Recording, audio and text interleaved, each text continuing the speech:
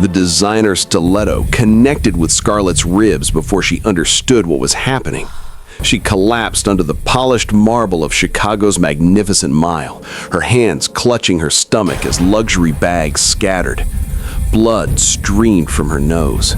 Standing above her, face contorted with hatred, was Kylin Gentry, her ex-boyfriend. The man who'd left her homeless and pregnant in Detroit 3 years ago. The man who had no idea about the wedding ring beneath her glove, the penthouse in River North, or her husband. Sunjang Kim, head of Chicago's most feared Korean crime organization. As her phone lit up with Sunjang's name, she watched realization cross Kylin's face. He'd just attacked the wrong woman. Make sure you hit that subscribe button because what happens next will leave you speechless. Turn on those notifications. Scarlet had woken that morning to Sunjang's hand on her stomach, his touch gentle despite the scars mapping his knuckles. They'd been married 5 months. The pregnancy test she'd taken yesterday sat hidden in her drawer, 2 pink lines she hadn't found courage to share. After losing everything before, she needed to be certain this time. "You're awake," Sunjang had whispered in Korean. "Too excited about holiday shopping," she'd answered. "Take Franklin and Antonio with you." "Baby, I'm just going to the Magnificent Mile." His jaw tensed. "You don't travel anywhere without protection. Not now. You understand what my position means." She'd kissed him instead of arguing. They'd made love carefully, though he didn't understand why certain movements made her breath catch differently now. Then he'd left, and she'd headed out, carrying a secret that would transform everything. Now, 7 hours later, she was bleeding on cold marble, staring up at the man who'd demolished her life. "Stay down," Kylin snarled. "Stay down where you belong." "Kylin," her voice emerged, broken. "Please. You followed me to Chicago? That's pathetic." She hadn't followed him. She'd met Sunjang, fallen in love, married him, built a life here. But Kylin couldn't see that. Franklin was suddenly there, his hand moving inside his jacket. Antonio had his phone out. "Ma'am, are you injured?" Franklin asked in Korean. Kylin barely acknowledged them. "You hired Korean bodyguards to feel important?" "Sir, step back," Franklin said in English, his voice carrying lethal calm. "Or what?" Kylin moved forward aggressively. It happened within seconds. Kylin shoved Franklin, attempting to reach Scarlet. His hand struck her shoulder, sending her stumbling into a holiday display. She cried out, her hand wrapped protectively around her stomach. The entire plaza went silent. Her phone was ringing, Sunjang's name on screen. Her hands trembled as she answered. "Scarlet?" His voice was eerily calm, too calm. "Are you injured?" "My nose is bleeding. I fell, but I'm fine." "Who touched you?" "My ex-boyfriend, Kylin, but security has him." Silence. Then, in a voice carved from ice, "Put Antonio on the phone." Antonio's face drained of color as he listened. He responded in rapid Korean. "Yes, sir. Injured, bleeding, the ex-boyfriend, physical assault." He returned the phone. "I'm 10 minutes away," Sunjang said. His voice promised violence. "Don't allow him to leave. Use my name if necessary." The line disconnected. Mall security arrived, bringing her to a private office. A medic cleaned her bloody nose. Franklin stood guard at the door. "Ma'am," he said quietly, "Kim Sunjang is going to be very angry." Through the window, she could see Kylin in another room, pacing, annoyed. He had no idea. Then Sunjang arrived. She felt his presence before she saw him. The security supervisor's face went white. Everyone moved with urgency.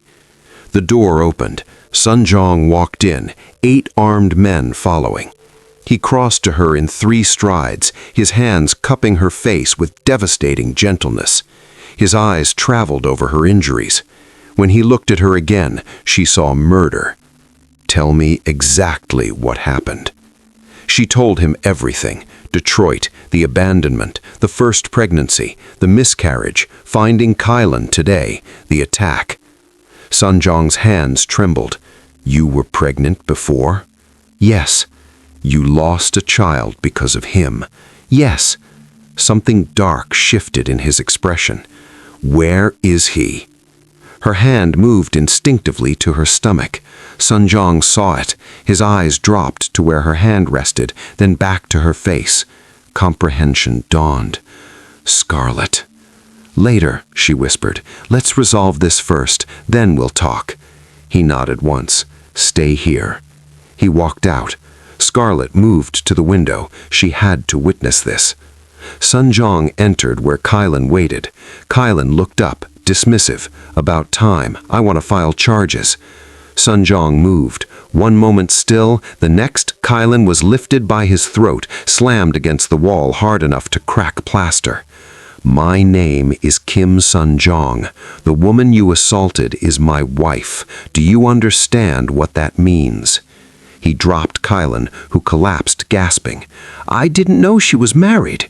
You think I care about paperwork? Sunjang's smile was terrifying. I'm angry because you destroyed her before I found her, because you left her pregnant and homeless, because you caused her to lose a child, because today you attacked her in violence. Kylin's face went white. She's lying. Sunjang kicked him in the ribs, hard, bone cracked. I control this city in ways you cannot comprehend. I own businesses, politicians, police. And that woman, she's the only thing I value more than my own life.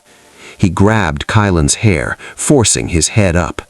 So when you attacked her, when you made her bleed, when you threatened the mother of my child, you signed your fate.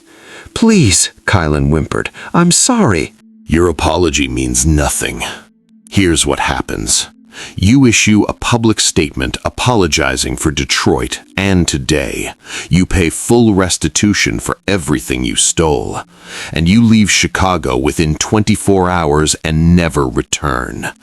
Come within 1,000 miles of my wife again, I consider it war. And if I refuse, then you spend 5 years in an Illinois prison, and my reach extends behind those walls.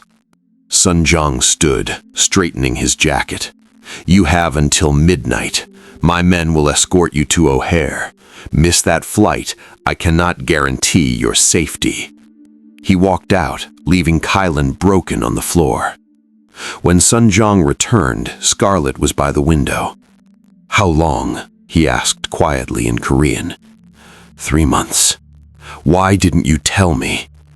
I was terrified. Last time I lost the baby from stress and trauma. I wanted to make sure this one was safe. He crossed to her. You thought I would be anything but overjoyed? This is the greatest gift you could give me. His voice broke. Scarlet, I love you. I want this baby. I want everything with you. She started crying, all the fear flooding out. I was going to tell you tonight. He kissed her deeply. We'll still have that moment, but first you're seeing a doctor. He picked her up carefully, carrying her out. His men formed a protective circle. At their penthouse, Dr. Lucian Lee confirmed everything was perfect. The baby was healthy. The fall caused no damage. Sunjang stared at the ultrasound screen, emotions flooding his face. I'm going to be a father. You're going to be a father. I will protect you both with everything I am. You will never be vulnerable again, never hungry or scared or alone.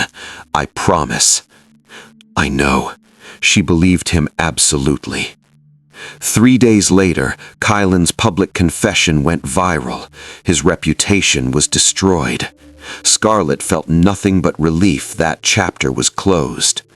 On Christmas morning, Sunjang gave her a necklace with a magnolia pendant. For new beginnings, for the family we're building. She gave him the ultrasound picture with a note in Korean. You're going to be a father. He cried. This dangerous man who controlled Chicago's underworld cried, holding a photo of their child. I love you, both of you, my family, my everything. 7 months later, Scarlet gave birth to a son. They named him James. He had Sunjang's eyes and Scarlet's smile. Kylin never returned to Chicago. That life was gone. She had everything that mattered here. On James' first birthday, Sunjang watched Sunjang hold their son, singing in Korean, and thought about her journey. The pain, the loss, the rebuilding, the unexpected love that changed everything. Kylin had tried to destroy her, but she survived. She rose, and now she stood in a home filled with love, holding a future she'd built from the ruins of her past. Sunjang looked up and smiled. "What are you thinking about?" "How far we've come. How lucky I am." "I'm the lucky one. You gave me everything. A home, a family, a reason to be better. We gave each other everything." And as they stood there wrapped in evening light, Scarlet knew some stories that begin in pain, end in perfect, unexpected joy. Kylin was her past, but Sunjang and James were her future.